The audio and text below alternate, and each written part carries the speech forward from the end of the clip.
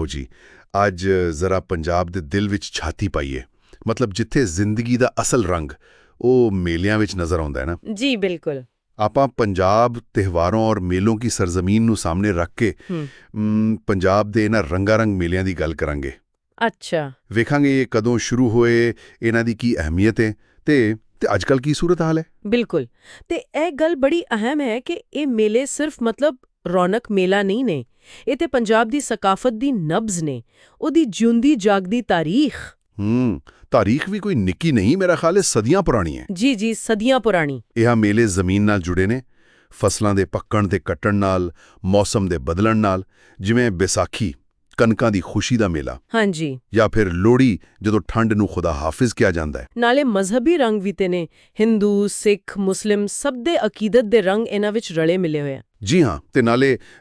ਲੋਕ ਕਹਾਣੀਆਂ ਦਾ ਅਸਰ ਵੀ ਗਹਿਰਾ ਹੈ ਪੰਜਾਬ ਦੀ ਧਰਤੀ ਇਸ਼ਕ ਦੀਆਂ ਦਾਸਤਾਨਾਂ ਨਾਲ ਭਰੀ ਪਈ ਹੈ ਓਹੋ ਜੀ ਹੀਰ ਰਾਂਝਾ ਸੱਸੀ ਪੁੰਨੋ ਇਹਨਾਂ ਨਾਲ ਜੁੜੇ ਮੇਲੇ ਖਾਸ ਤੌਰ ਤੇ ਪਾਕਿਸਤਾਨੀ ਪੰਜਾਬ ਵਿੱਚ ਜਿਵੇਂ ਝੰਗ ਵਿੱਚ ਹੀਰ ਰਾਂਝਾ ਮੇਲਾ ਅੱਛਾ ਇਹ ਸਿਰਫ ਕਹਾਣੀਆਂ ਯਾਦ ਕਰਾਉਣ ਦਾ ਬਹਾਨਾ ਨਹੀਂ ਬਲਕਿ ਸਕਾਫਤੀ ਤੌਰ ਤੇ ਜੁੜਨ ਦਾ ਇੱਕ ਅਹਿਮ ਜ਼ਰੀਆ ਨੇ ਇਹ ਯਾਦ ਦਿਵਾਉਂਦੇ ਨੇ ਕਿ ਮੁਹੱਬਤ ਤੇ ਕੁਰਬਾਨੀ ਦੀ ਕੀ ਕਦਰ ਹੈ ਸਹੀ ਤੇ ਇਸ ਜੁੜਤ ਦੀ ਗੱਲ ਕਰੀਏ ਤੇ ਸਮਾਜੀ ਤੌਰ ਤੇ ਇਹਨਾਂ ਮੇਲਿਆਂ ਦੀ ਕੀ ਅਹਿਮੀਅਤ ਹੈ ਮੈਨੂੰ ਲੱਗਦਾ ਹੈ ਸਭ ਤੋਂ ਵੱਡੀ ਗੱਲ ਇਹ ਹੈ ਕਿ ਇਹ ਲੋਕਾਂ ਨੂੰ ਇਕੱਠਾ ਕਰਦੇ ਨੇ ਬਿਲਕੁਲ ਭਾਵੇਂ ਕੋਈ ਸ਼ਹਿਰ ਦਾ ਬਾਬੂ ਹੋਵੇ ਜਾਂ ਪਿੰਡ ਦਾ ਜੱਟ ਮੇਲੇ ਵਿੱਚ ਆ ਕੇ ਸਭ ਇੱਕ ਹੋ ਜਾਂਦੇ ਨੇ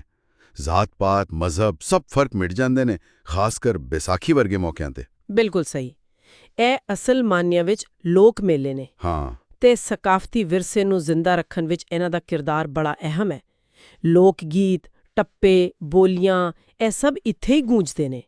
ਨੇ ਫਿਰ ਭੰਗੜਾ ਤੇ ਗਿੱਧਾ ਇਹਨਾਂ ਤੋਂ ਬਗੈਰ ਤੇ ਪੰਜਾਬੀ ਮੇਲਾ ਅਧੂਰਾ ਬਿਲਕੁਲ ਨਾਲੇ ਦਸਤਕਾਰੀ ਜਿਵੇਂ ਫੁਲਕਾਰੀ ਉਹ ਫੁੱਲਾਂ ਵਾਲੀ ਕਢਾਈ ਜਾਂ ਪੰਜਾਬੀ ਜੁੱਤੀ ਇਹ ਸਭ ਹੁਨਰ ਮੇਲੇ ਵਿੱਚ ਹੀ ਨਜ਼ਰ ਆਉਂਦੇ ਨੇ ਅੱਛਾ ਜੀ ਮਾਸ਼ੀ ਤੌਰ ਤੇ ਵੇਖੋ ਤੇ ਛੋਟੇ ਕਾਰੋਬਾਰਾਂ ਤੇ ਕਾਰੀਗਰਾਂ ਲਈ ਆਮਦਨ ਦਾ ਵੱਡਾ ਜ਼ਰੀਆ ਨੇ ਰੋਜ਼ਗਾਰ ਵੀ ਮਿਲਦਾ ਹੈ ਜੀ ਤੇ ਮਜ਼ਹਬੀ ਪਹਿਲੂ ਵੀ ਗਹਿਰਾ ਹੈ ਜਿਵੇਂ ਆਨੰਦਪੁਰ ਸਾਹਿਬ ਦਾ ਹੋਲਾ ਮੁਹੱਲਾ ਜਾਂ ਪਾਕਪਤਨ ਵਿੱਚ ਬਾਬਾ ਫਰੀਦ ਦਾ ਉਰਸ ਜਿੱਥੇ ਅਕੀਦਤ ਦਾ ਸਮੁੰਦਰ ਉਮੜ ਆਂਦਾ ਹੈ ਹੁਣ ਜ਼ਰਾ ਕੁਝ ਮਸ਼ਹੂਰ ਮੇਲਿਆਂ ਦੀ ਝਲਕ ਵੇਖੀਏ ਵਿਸਾਖੀ ਬਸ ਕਣਕ ਦੀ ਫਸਲ ਖਾਲਸਾ ਪੰਥ ਦਾ ਜਨਮ ਦਿਨ ਜੀ ਗੁਰਦੁਆਰੇ 'ਚ ਕੀਰਤਨ ਤੇ ਨਾਲ ਠੰਡੀ ਲੱਸੀ ਤੇ ਭੰਗੜੇ ਦਾ ਜ਼ੋਰ ਕੀ ਬਾਤ ਹੈ ਫੇਰ ਲੋਹੜੀ ਅੱਗ ਦੇ ਗਿਰਦ ਨੱਚਣਾ ਤਿਲ ਤੇ ਰਿਉੜੀਆਂ ਖਾਣੀਆਂ ਸਿਆਲ ਦੀ ਅਖੀਰਲੀ ਰਾਤ ਦਾ ਜਸ਼ਨ ਤੇ ਹੋਲਾ ਮੁਹੱਲਾ ਆਨੰਦਪੁਰ ਸਾਹਿਬ ਵਿੱਚ ਸਿੱਖਾਂ ਦੀ ਜੰਗੀ ਰਿਵਾਇਤ ਦਾ ਮੁਜ਼ਾਹਰਾ ਖਾਸ ਕਰ ਨਿਹੰਗ ਸਿੰਘਾਂ ਦਾ ਜੋਸ਼ ਤੇ ਗੱਤਕਾ ਜੀ ਉਹ ਲੱਕੜੀਆਂ ਨਾਲ ਲੜਨ ਦਾ ਦਿਲੇਰਾਨਾ ਫਨ ਵੇਖਣ ਵਾਲਾ ਹੁੰਦਾ ਹੈ ਇਹ ਸਿਰਫ ਨੁਮਾਇਸ਼ ਨਹੀਂ ਬਲਕਿ ਨਜ਼ਮੋ-ਜ਼ਬਤ ਤੇ ਬਹਾਦਰੀ ਦਾ ਇਜ਼ਹਾਰ ਹੈ ਬਿਲਕੁਲ ਤੇ ਕੁੜੀਆਂ ਦਾ ਆਪਣਾ ਮੇਲਾ ਧਿਆਨ ਯਾਨੀ ਸਾਵਣ ਦਾ ਮਹੀਨਾ ਪੇਂਗਾ ਚੋਟਣਾ ਗਿੱਧੇ ਪਾਣੇ ਤੇ ਮਹਿੰਦੀ ਲਾਣੀ ਜੀ ਬੜਾ ਰੰਗਲਾ ਹੁੰਦਾ ਹੈ ਤੇ ਸਰਹੱਦ ਪਾਰ ਜਰਗਾ ਦਾ ਮੇਲਾ ਜਿੱਥੇ ਜਾਨਵਰਾਂ ਦਾ ਵੀ ਵਖਾੜਾ ਹੁੰਦਾ ਹੈ ਤੇ ਨਾਲ ਰਿਵਾਇਤੀ ਖੇਡਾਂ ਦਾ ਮੁਕਾਬਲਾ ਉਹ ਵੀ ਕਾਫੀ ਮਸ਼ਹੂਰ ਹੈ ਤੇ ਪਾਕਪਤਨ ਵਿੱਚ ਬਾਬਾ ਫਰੀਦ ਦਾ ਮੇਲਾ ਸੂਫੀਆਨਾ ਕਲਾਮ ਕਵਾਲੀਆਂ ਇੱਕ ਰੂਹਾਨੀ ਮਾਹੌਲ ਬਣ ਜਾਂਦਾ ਹੈ ਹਰ ਮੇਲੇ ਦਾ ਆਪਣਾ ਹੀ ਮਿਜ਼ਾਜ ਆਪਣੀ ਖੁਸ਼ਬੂ ਹੈ ਇਹਨਾਂ ਵਿੱਚ ਸਿਰਫ ਨਾਚ ਗਾਣਾ ਨਹੀਂ ਬਲਕਿ ਪੂਰੀ ਪੰਜਾਬੀ ਜ਼ਿੰਦਗੀ ਦੀ ਝਲਕ ਨਜ਼ਰ ਆਉਂਦੀ ਹੈ ਸਹੀ ਰਵਾਇਤੀ ਖੇਡਾਂ ਜਿਵੇਂ ਕਬੱਡੀ ਕੁਸ਼ਤੀ ਅੱਜ ਵੀ ਕਈ ਮੇਲਿਆਂ ਦੇ ਸ਼ਾਨ ਨੇ ਹਾਂਜੀ ਅੱਜ ਵੀ ਪਰ ਅੱਜਕੱਲ ਦੇ ਜ਼ਮਾਨੇ ਵਿੱਚ ਕੁਝ ਬਦਲਾਅ ਵੀ ਤੇ ਆ ਰਿਹਾ ਹੋਵੇਗਾ ਸ਼ਹਿਰ ਵਧ ਰਹੇ ਨੇ ਨਵੇਂ ਤਫਰੀਹ ਦੇ ਸਾਮਾਨ ਆ ਗਏ ਨੇ ਇਹ ਸੱਚ ਹੈ ਜਦੀਦੀਅਤ ਦਾ ਅਸਰ ਜ਼ਰੂਰ ਪਿਆ ਹੈ ਸ਼ਹਿਰਾਂ ਵਿੱਚ ਸ਼ਾਇਦ ਉਹ ਪੁਰਾਣਾ ਰੰਗ ਘਟ ਗਿਆ ਹੋਵੇ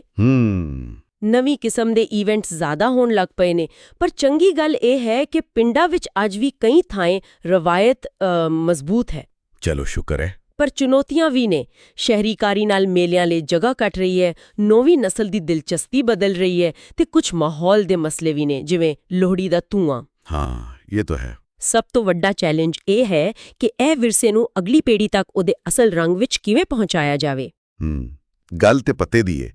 ਤੇ ਅੱਜ ਦੀ ਇਹ ਸਾਰੀ ਗੱਲਬਾਤ ਦਾ ਨਿਚੋੜ ਇਹ ਨਿਕਲਿਆ ਕਿ ਇਹ ਮੇਲੇ ਪੰਜਾਬ ਦੀ ਰੂਹ ਨੇ ਉਹਦੀ ਤਾਰੀਖ ਉਹਦੀ ਖੁਸ਼ੀ ਉਹਦੇ ਗਮ ਸਭ ਕੁਝ ਇਹਨਾਂ ਵਿੱਚ ਵਸਦਾ ਹੈ